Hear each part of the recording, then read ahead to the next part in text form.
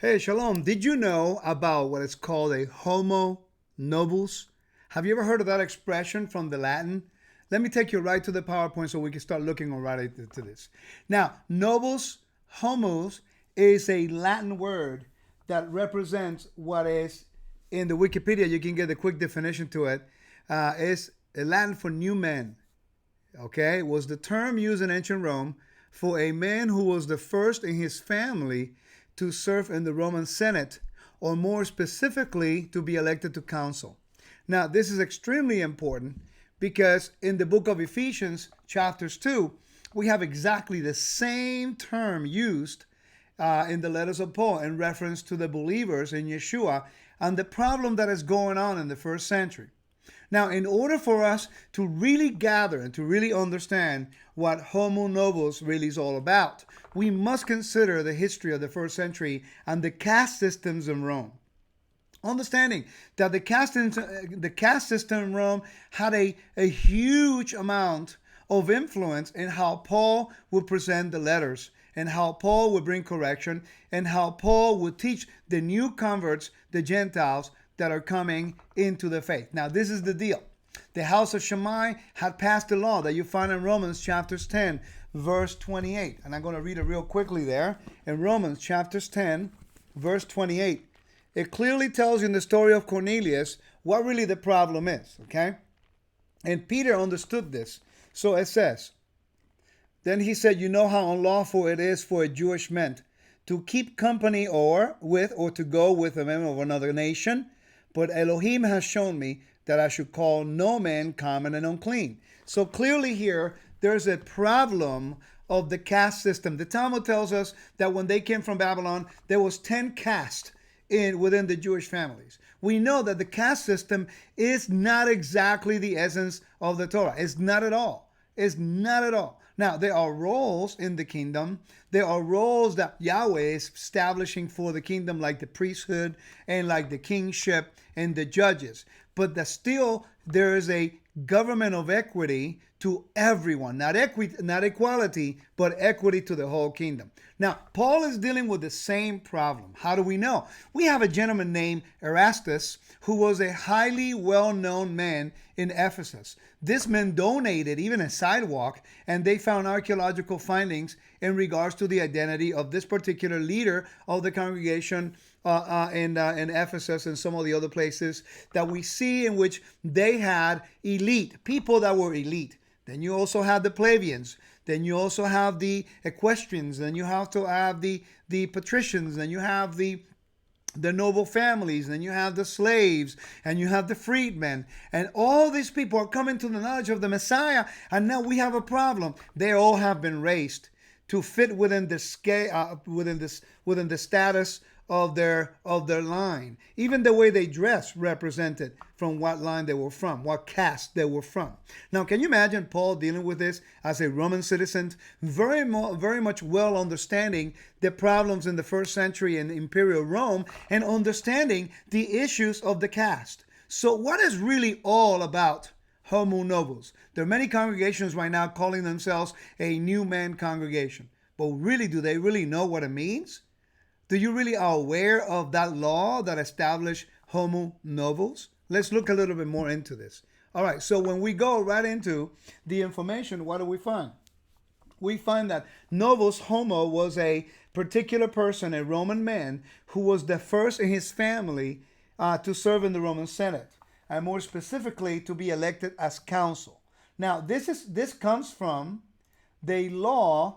And I'm going to read a little bit. And by the way, I want to thank Tyler Rosenquist for helping me with this. We were doing this together. I began to research this, and I needed someone who verified the information for me. So I approached her, and I asked her, hey, will you look into this to make sure that I'm not seeing things, that I'm actually on the right line? And she found some good information. She did an amazing job in her article on this particular topic that I highly recommend. So if you want to know more, please visit Ancient Bridge, and you can go there and read it we did it together, and she did an incredible job. So I'm reading from her article right now.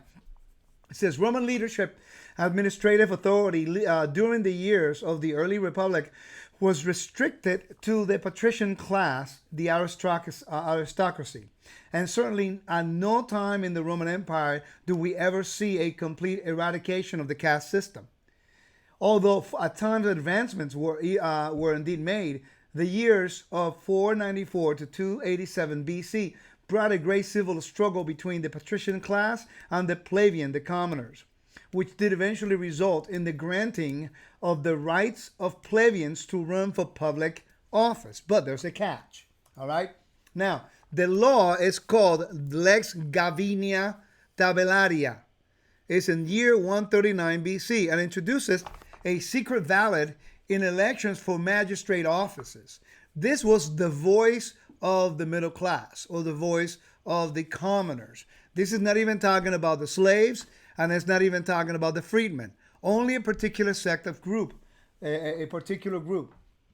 Such men who achieved this were called novus homo, a new man, the first in their family to achieve senatorial status. There were two types of novus homos. Okay, the first came from well-connected equestrian or greater families, and the second came from families on the outside, the aforementioned plebeians. Here's the catch though. There were senators called small senators, but they weren't in the in crowd. The caste system that made it so hard for them to achieve success still held them back. They had to be elected position. They had the elected position. They had recognition. Now, they also had authority, but they were still treated like second-class citizens for a few generations after that. Now, so what does that mean in regards to us, the believers? Paul now is dealing with this problem within the body.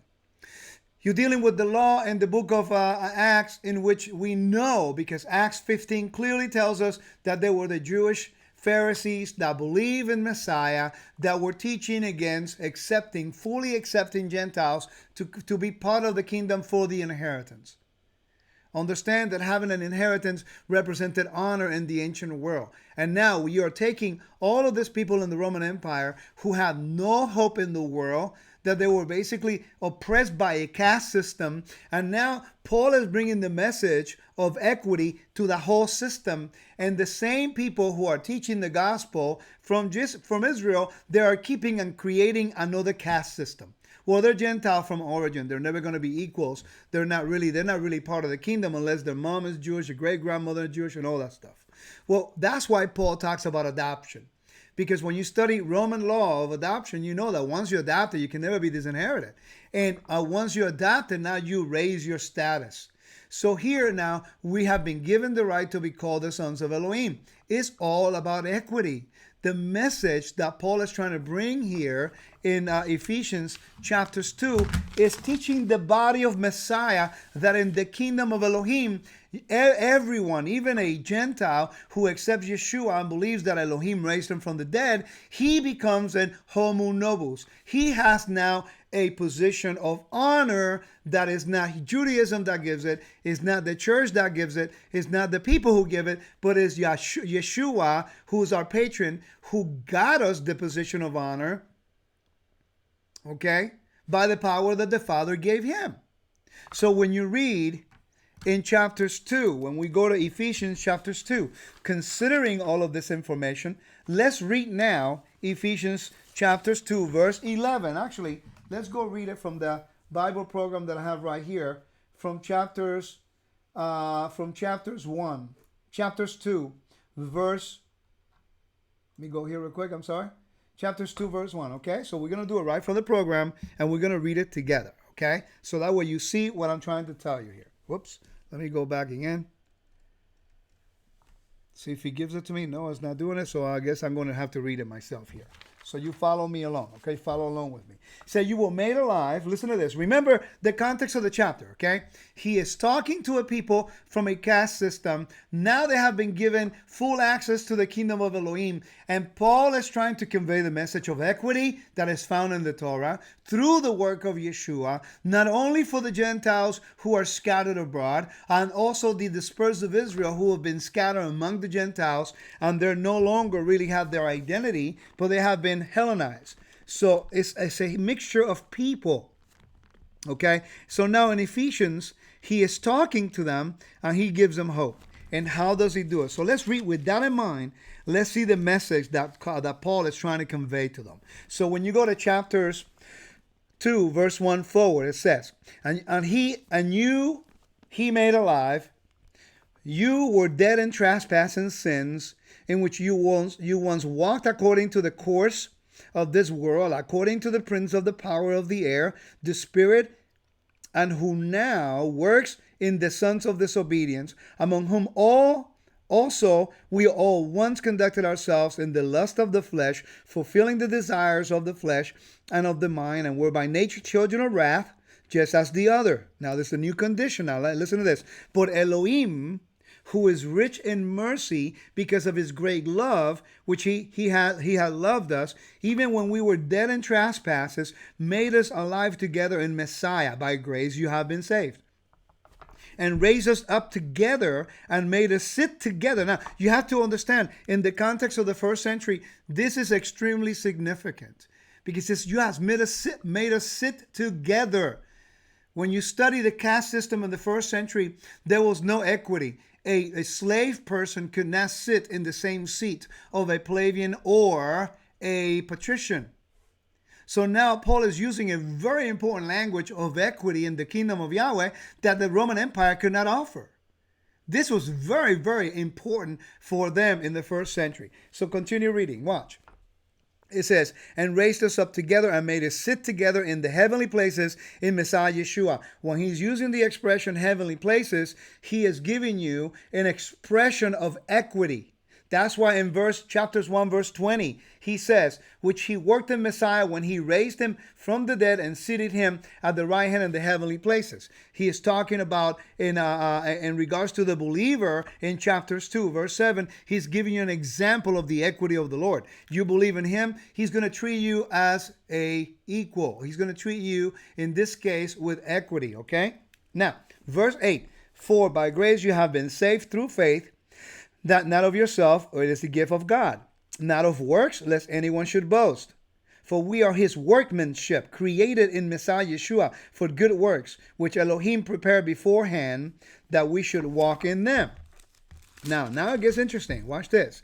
Therefore, remember that you, once Gentiles in the flesh, who are called uncircumcision, but what is called the circumcision made in the flesh by hands, that at that time you were without Messiah, being aliens from the commonwealth of Israel, from ecclesia. He's utilizing a legal term in order to establish, to let them know who they are. Okay, remember, there's a problem. Even in Corinthians, there's a problem when they are bringing their own food and they're not sharing with anybody because of the caste system. And here we have the same problem. We have a very people, all these people raised in a caste system, raised in a structure of government their whole lives. And now Paul comes around teaching that we are all one in Messiah.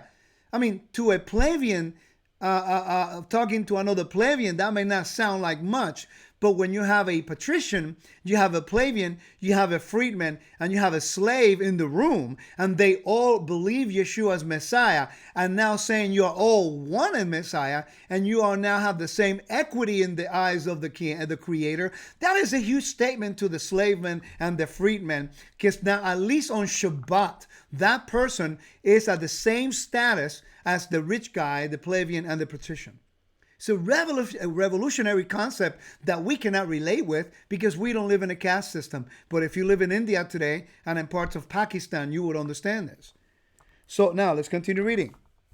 It says in verse 13. Let me read in verse 12. And at that time you were without Messiah, being aliens from the commonwealth of Israel and strangers from the covenants of promise, having no hope without Elohim in the world. But now in Yeshua Messiah, you who once were far off have been made near by the blood of Messiah. Indexing the blood now makes you near. The blood now sprinkled on you sanctifies you so that you be justified to be in the kingdom, so that you are able to partake of the blessings. You become an homo novus. You become a new man. You come from slave slave to sin to a citizen of the kingdom, outside the covenant to a full covenant brother. In other words, a Jewish person should never treat you as a second-class citizen.